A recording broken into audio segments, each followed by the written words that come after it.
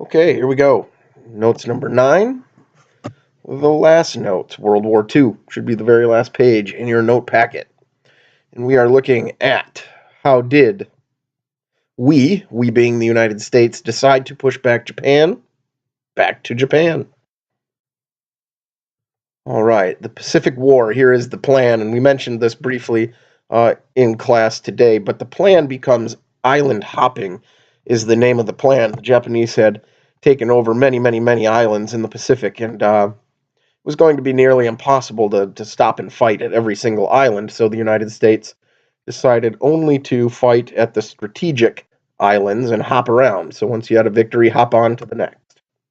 Okay, some of the first big victories took place at Midway and Wake Island out in the Pacific, and eventually they'll turn their focus on Okinawa in 1945. So let's take a peek here at Midway, and it's aptly named Midway because it's right in the middle of the Pacific, so halfway between North America and Asia. But why it's important, it becomes a strategic fueling station, so holding control of Midway Island.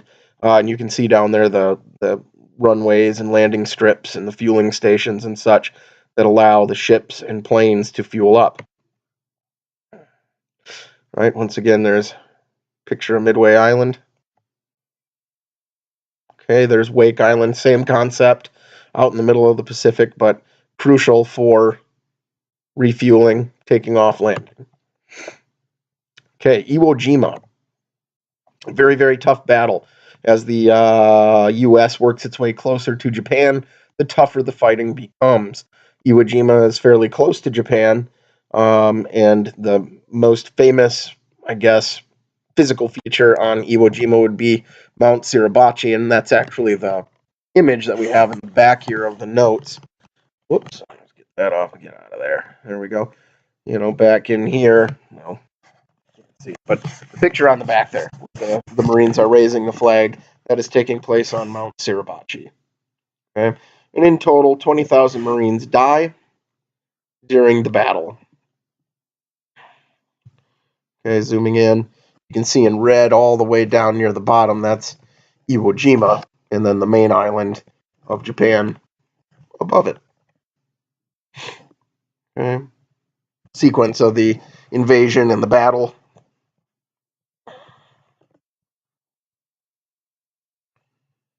Aerial view. You can see Mount Suribachi there. There it is from the side. All right, the Philippines. Interesting story in the Philippines. General MacArthur was in the Philippines. Prior to all of this, he was in the Philippines, and early on in the war, he actually leaves. He's told, let's get out of there. Japan was on the move. We were not ready to press the attack. So General MacArthur leaves the Philippines as the Japanese move in, and he promises, I shall return. And he holds true to that promise. He holds true to that promise. And the U.S. comes back in, takes the Philippines, which leads us to Okinawa. Okay, the last island before Japan. So very bloodiest battle in the Pacific. 80,000 died. Okay, nasty conditions, nasty fighting. But you can see Okinawa very close to the mainland, or the main island, I should say, of Japan.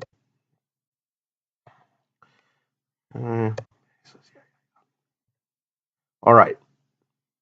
Once the U.S. was successful in Okinawa, the next target was the main island of Japan. It was a very risky plan to invade. It was estimated that if the U.S. invaded the main island of Japan, that over 500 American lives could be lost. We have no way of really knowing, but that is the estimate, because the Japanese were trained to fight to the end. You don't surrender, you don't give up. But ultimately, we do know that invasion never occurs, because in July of 1945, what is known as the Manhattan Project, which is a project to work on the atomic bomb, is a success. Okay?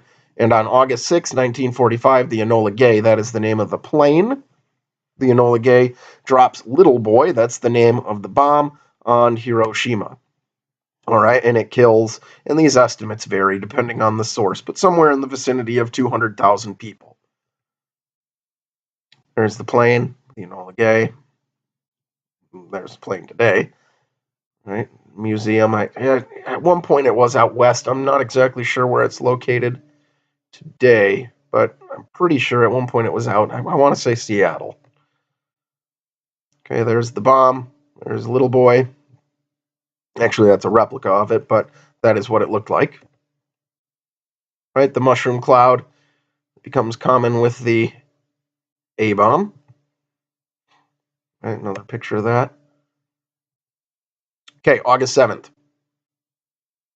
The Russians declare war on Japan. So the day after we dropped that bomb, the Russians decide to declare war on Japan. We had actually asked them to help us in a previous conference, and we're going to talk about that conference when we get to the Cold War. But we asked them to help. But once we had this atomic bomb, we really wanted to end the war without their help because we didn't necessarily want Russia involved in the, negotiating that would take place in Asia. But Russia certainly wanted to be involved, so they declare war on Japan soon after we dropped the first A-bomb. August 8th, the United States drops the second A-bomb, nicknamed Fat Man, on Nagasaki. Somewhere in the vicinity of 40,000 people are killed. There's a replica of Fat Man. All right, the mushroom cloud.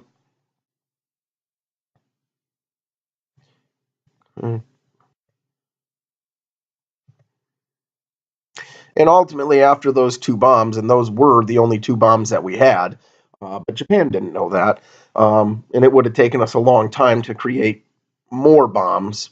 But like I said, Japan didn't know that. So we used both of them, and shortly after, September 2nd, Japan surrenders aboard the USS Missouri. Ironically, maybe for the Japanese, the Missouri was in Pearl Harbor when they attacked back in 1941. But this marks the end of World War II. World War II is officially over. Germany has been defeated, and now Japan has been defeated. Here's a surrender on the Missouri. Right, and then VJ Day, Victory in Japan Day. The streets and people back in the United States very excited. This is an iconic photo, of a Navy sailor, on the shore kissing this young lady. Fun fact, they didn't know each other. The photographer just asked, hey, why don't you grab her? And so he did, and that's what we're witnessing here. Okay, and then lastly, we looked at one of these in Europe, but a map of the casualties that took place in Asia. And you can see China did not fare very well. The Japanese were very, very brutal towards the Chinese. You'll get a lot of this in world history, right? Looking at World War II from a European, a more global perspective versus us looking at it from the U.S. perspective. But you can see the casualties, lots of civilians that were killed in China. So pretty nasty. And that's it, right? So how did we decide to push Japan back to Japan? So you should be good to go. You should have the study guide, right? Hopefully you have all the notes filled out, have the study guide filled out. We will review. Looking to review probably Monday. Actually, not probably. That's what we're going to do.